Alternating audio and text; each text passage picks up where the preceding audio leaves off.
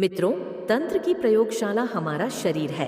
तंत्र का उद्देश्य शरीर में विद्यमान शक्ति केंद्रों को जागृत कर विशिष्ट कार्यों को सिद्ध करना है। तंत्र अभ्यास और व्यवहारिक ज्ञान का शास्त्र है और तंत्र शब्द अपने आप में महत्वपूर्ण और गौरवम है। तंत्र शब्द तन इस मूल धातु से बना है, अतः तंत्र का विकास अर्थ में प्रयोग किया जाता है। तांत्रिक साधना दो प्रकार की होती है, एक वाम मार्गी, दूसरी दक्षिण मार्गी। मारण, मोहनन, स्तंभन, विद्वेषण, उच्चाटन, वशीकरण, आकर्षण, यक्षिणी साधना, रसायन क्रिया, तंत्र के यह 9 प्रकार हैं। तंत्र शब्द के अर्थ बहुत विस्तृत है। तंत्र परंपरा की शुरुआत शैव पद्धति से हुई थी। बाद में इसके प्रभाव को देखते हुए इसे पूरे विश्व ने अपनाया था। बौद्ध परंपरा के साथ ही जैन धर्म, सिख धर्म, तिब्बत की बोन परंपरा, दाव परंपरा तथा जापान की शिंतो परंपरा आदि शैव तंत्र के विभिन्न स्वरूप हैं।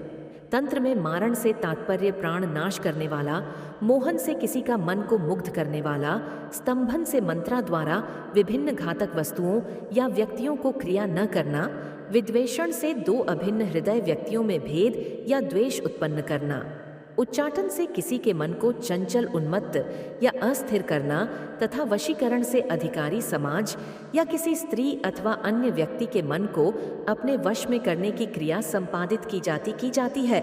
आज हम आपको स्तंभन करने के लिए माता दुर्गा के सबसे शक्तिशाली मंत्र को बताएंगे। आज हम स्तंभन पर विशेष चर्चा करेंगे। स्तंभन मंत्र जप की शक्ति से किसी व्यक्ति, पशु, पक्षी या अन्य प्राणी के कार्य और गति को स्थिर या चंचलता को शांत करने का काम है। स्तंभन विद्या के तहत मंत्रों के जरिए विभिन्न घातक वस्तुओं या व्यक्तियों का निरोध, स्थिर या नाश किया जाता है। स्तंभन क्रिया से किसी भी व्यक्ति की गति को रोका जा सकता है। उसके कार्य, वृद्धि और बुद्धि को भी नष्ट भ्रष्ट किया जा सकता है। जब भी किसी व्यक्ति पर स्तंभन क्रिया का प्रयोग होता है तो उस व्यक्ति का बुद्धि मंद पड़ जाता है। क्या करना है, कुछ भी समझ में नहीं आता है। सभी कार्य स्तंभित हो जाते हैं। अच्छा खासा चलता फिरता कामकाज मंद हो जाता है। घर परिवार के सदस्यों में मतभेद उत्पन्न हो जाता है। मित्रों, स्तंभन कई प्रयोग के होते हैं, जैसे जल स्तंभन, अग्नि स्तंभन, वायु स्तंभन, प्रहार स्तंभन, अस्त्र स्तंभन, गति स्तंभन, वाक स्तंभन, समाज स्तंभन और क्रिया स्तंभन आदि आदि। इन विभिन्न प्रकार की तंत्र क्रियाओं को करने के लिए अनेक प्रकार के भिन्न भिन्न तांत्रिक कर्म विधान हैं, जिनमें सामान्य दृष्टि से कुछ घृणित कार्य भी विहित माने गए हैं। इन क्रियाओं में मंत्र, यंत्र, बलि, प्राण प्रतिष्ठा, हवन, औषधि प्रयोग आदि के विविध नियोजित स्वरूप मिलते हैं।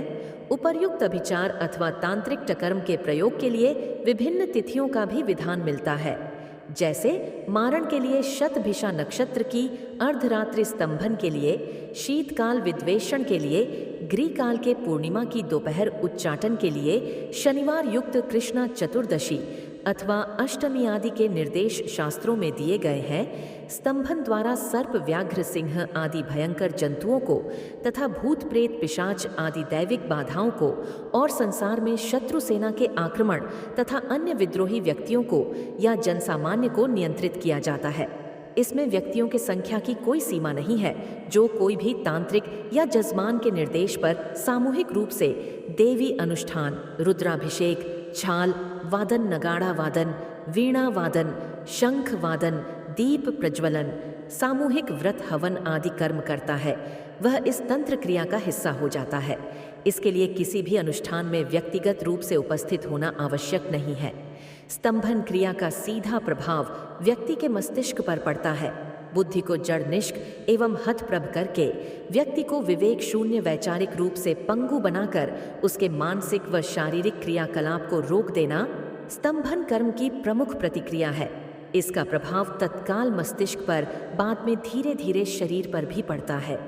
त्रेता युग के महान पराक्रमी और अजय योद्धा हनुमान जी इन सभी क्रियाओं के ज्ञाता थे।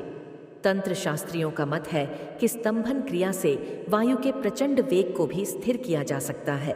शत्रु, अग्नि, आंधी व तूफान आदि को इससे निष्क्रिय बनाया जा सकता है। इस क्रिया का कभी दुरुपयोग नहीं करना चाहिए तथा समाज हिता जाते हैं तो घर परिवार में झगड़ा हो जाता है, विवाद हो जाता है, व्यक्ति का सभी कार्य अचानक रुक जाता है। कामकाज सभी बंद होने की स्थिति में आ जाते हैं। घर के सभी परिवार के बुद्धि बंध जाती है और व्यक्ति के जीवन कहीं कष्ट आते हैं और वह व्यक्ति इसी तरह जीवन जीता है जब तक उसका उपचार ना हो।